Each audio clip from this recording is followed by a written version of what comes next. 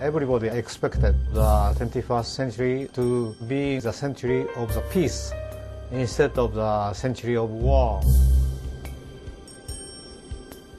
The UNESCO preamble reads, "War starts in the mind of men." So peace starts there too. Peace actually is serenity in your heart. And this is a spiritual issue. Hate and war are essentially spiritual in nature. How do we move the world from a world characterized by conflict and suffering to a world where people live together in harmony, cooperation, and prosperity? You have to think differently. Obviously, we have to do things differently.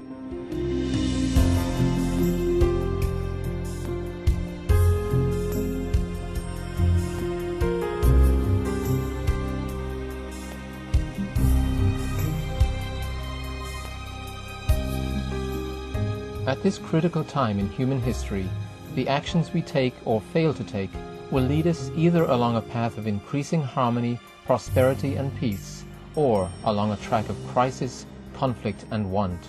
With this in mind, the Universal Peace Federation was founded in 2005 in New York City by Reverend and Mrs. Moon.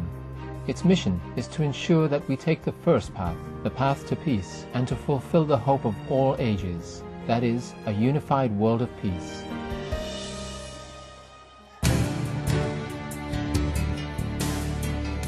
Universal Peace Federation is a global alliance of individuals, organizations from civil society, a group that we call our Ambassadors for Peace, a global network of volunteers and activists working together cooperatively, collaboratively, for the sake of peace.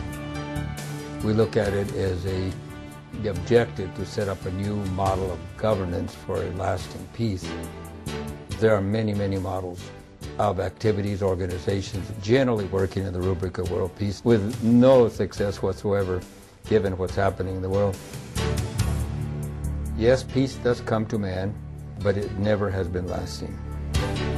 Welcome to the Universal Peace Federation.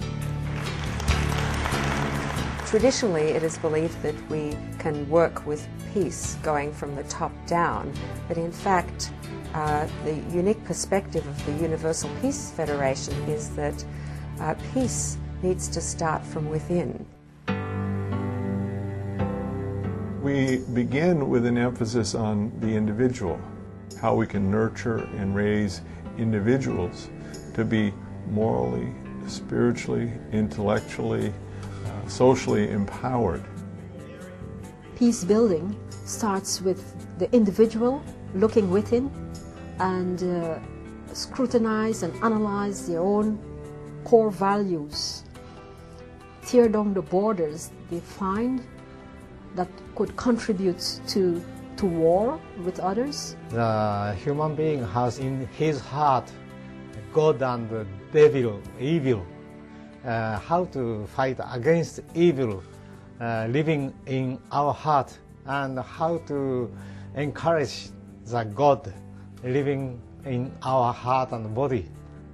The 5 pillars, if you will, of UPF are God is a parent of all mankind, and that we are essentially spiritual in nature, that family is the school of love, and that interreligious and international cooperation are essential for world peace, based upon the universal tenet that we must live for the sake of others.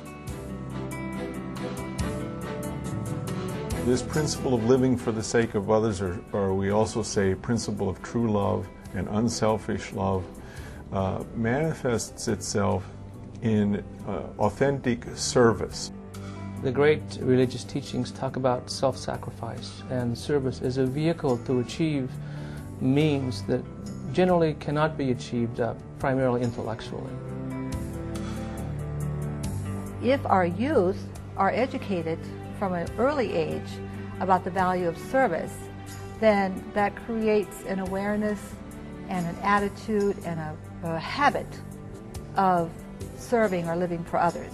Not to the extent of total self-denial. Of course, We want to affirm the well-being of the self and the individual, but that what I can bring to the world is an attitude of how I contribute to the well-being of others.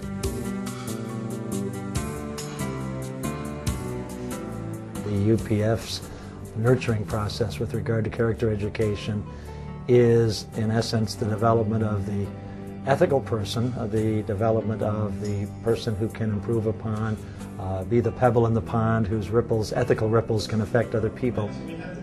One of the problems that we see in society today is it's all focused on myself. How good am I?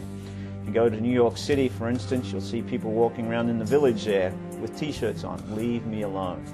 Get out of my face. I don't need you. I can be by myself. But everything in life is relationships. One of the most important components to character education is the understanding that family is the core. Family is the first and the primary school of true love.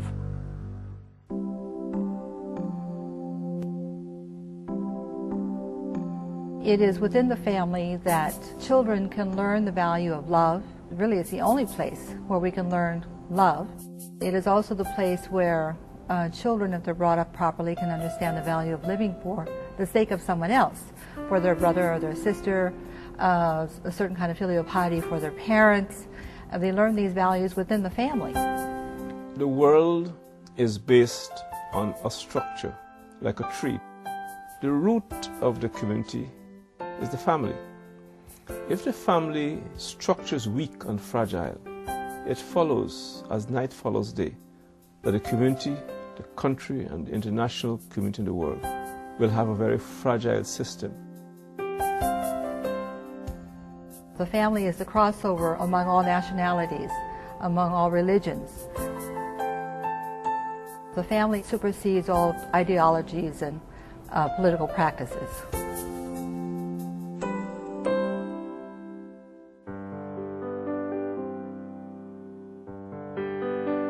And all humankind can finally come to sit at the table of brotherhood.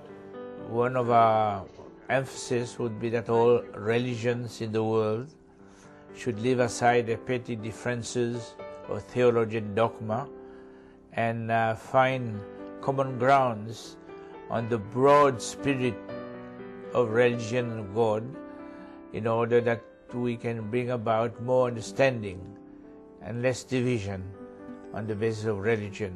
Muslims, Christians, Jewish, any religion, any beliefs.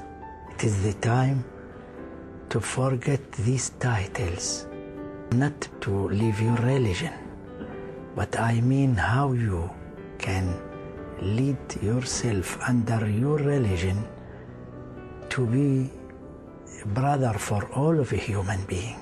Religions have so much more in common because of our common humanity and common parenthood in an absolute being. There is common ground, and there are common bonds that actually represent the strengths of humanity rather than the weaknesses of humanity. The Universal Peace Federation is very respectful towards religion and the role it has to play in bringing about a world of peace. And one initiative that we've taken up is to encourage the United Nations to build within its system an interreligious council. The purpose is to bring a spiritual and moral dimension into the United Nations. Certainly people within the United Nations and the member states and their ambassadors and representatives are spiritual and moral beings. There's no question about that. But there's no institutional framework within the United Nations that allows the voice of religion, spirituality, moral conviction to be expressed.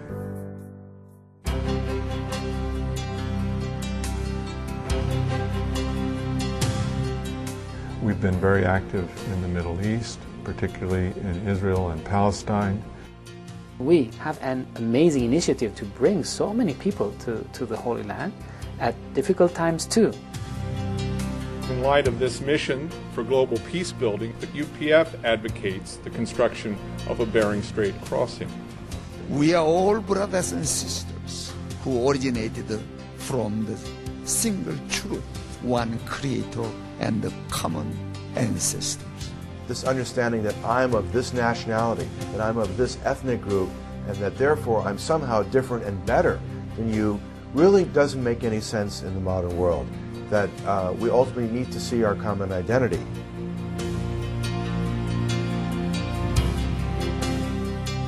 We're trying to create a community, not a bureaucracy, but creating actually a movement of volunteers, of activists who are seeking to serve the world, who also live according to this principle of living for the sake of others.